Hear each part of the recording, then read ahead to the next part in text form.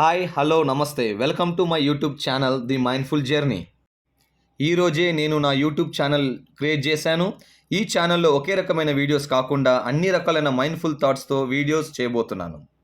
ఈ జర్నీలో ముందుకు సాగడానికి మీ అందరి సపోర్ట్ చాలా అవసరం. So I hope you guys would support me throughout the journey. So ఈరోజు నేను ఇంట్లో ఉండే చిన్న పెద్ద ఆడవాళ్ళకి మగవాళ్ళకి అందరికీ కిచెన్లో ఉపయోగపడే ఒక యూస్ఫుల్ హ్యాక్ని నా ఫస్ట్ వీడియోగా అప్లోడ్ చేయబోతున్నాను.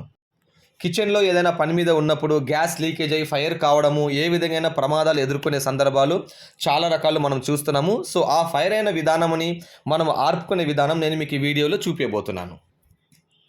ఈ ఫైర్ రెగ్యులేటర్ దగ్గరనే కాకుండా స్టవ్ దగ్గర కూడా కావచ్చు. సో ఎక్కడైనా మనం ఫైర్ ఆర్పుకునే విధానం ఇదే. 6 months ఒకసారి పైపు నీట్గా పెట్టుకోండి, ఆయిల్ ఉంటే తుడుచుకొని నీట్గా పెట్టుకుంటే ఈ ఫైర్ ప్రమాదం కాకుండా సేఫ్గా ఉండొచ్చు.